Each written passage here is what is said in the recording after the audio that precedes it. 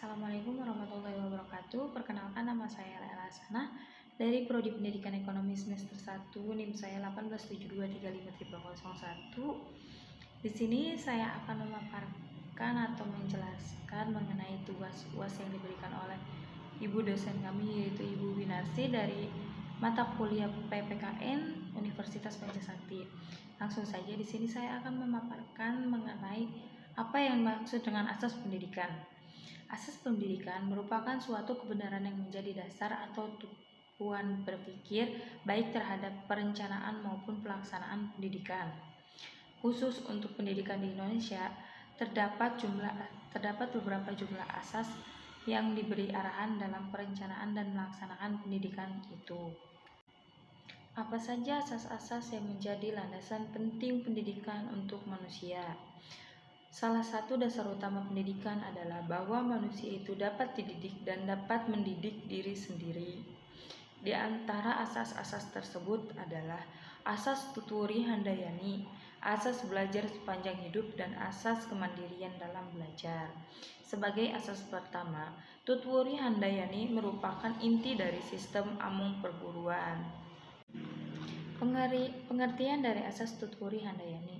Asas ini merupakan gagasan yang mula-mula dikemukakan oleh Ki Hajar Dewantara, seorang perintis kemerdekaan dan pendidikan nasional.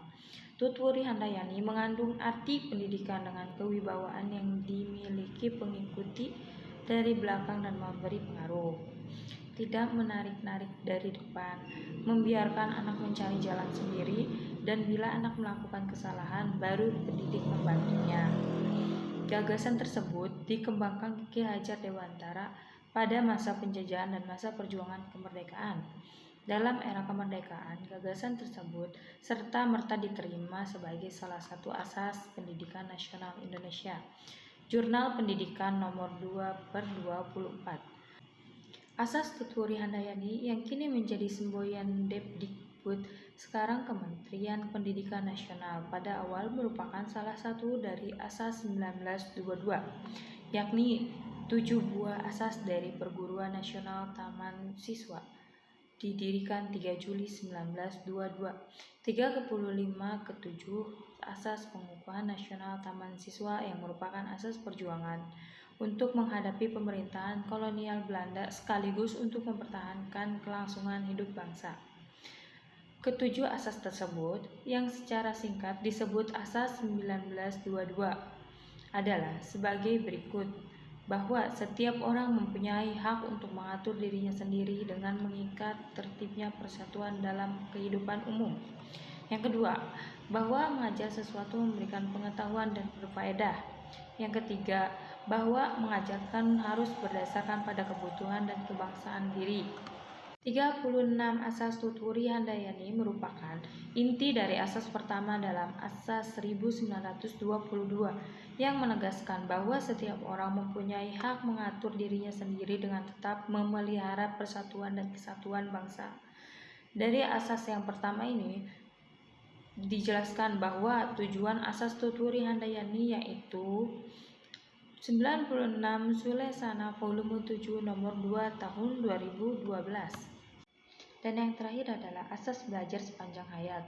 Asas belajar sepanjang hayat adalah lifelong learning, merupakan sudut pandang dari sisi lain terhadap pendidikan seumur hidup. Istilah pendidikan seumur hidup erat kaitannya dan kadang-kadang digunakan saling berkaitan dengan makna yang sama dengan istilah belajar sepanjang hayat. Kedua, 98 Sulesana volume 7 nomor 2 tahun 2012. Istilah ini memang tidak dapat dipisahkan, tetapi dibedakan. Penekanan istilah belajar adalah perubahan perilaku kognitif atau afektif psikomotor yang relatif tetap karena pengaruh pengalaman, sedangkan istilah pendidikan adalah menekankan pada usaha sadar dan sistematis untuk menciptakan suatu lingkungan yang memungkinkan pengaruh pengalaman tersebut lebih efisien, efektif. Dengan kata lain, lingkungan yang mempelajari subjek didik. Pendidikan sepanjang hayat atau pendidikan seumur hidup dalam proses mengajar di sekolah mengembangkan sekurang-kurangnya dua hal pokok, yaitu Pertama, mempelajari presentasi didik dengan efisien dan efektif. Dan yang kedua, meningkatkan kemauan dan kemampuan belajar mandiri sebagaimana basis dari pelajaran sepanjang hayat. Lembaga pendidikan yang ditawarkan dapat bersifat normal, informal, non-formal. Mendapat kesempatan mengikuti program pendidikan sesuai bakat, minat, dan kemauan dalam rangka mengembangkan pribadi secara utuh menuju profit manusia Indonesia seutuhnya atau yang biasa disebut dengan MIS berdasarkan Pancasila dan Undang-Undang Dasar 1945. Jadi, kesimpulan dari asas-asas tersebut adalah untuk pendidikan adalah sebuah proses pemartabatan manusia menuju puncak optimasi potensi kognitif, efektif, dan psikomotorik yang dimilikinya. Dan pendidikan juga merupakan proses pembimbingan pelatihan memandu manusia agar terhindar dari kebodohan dan pembodohan.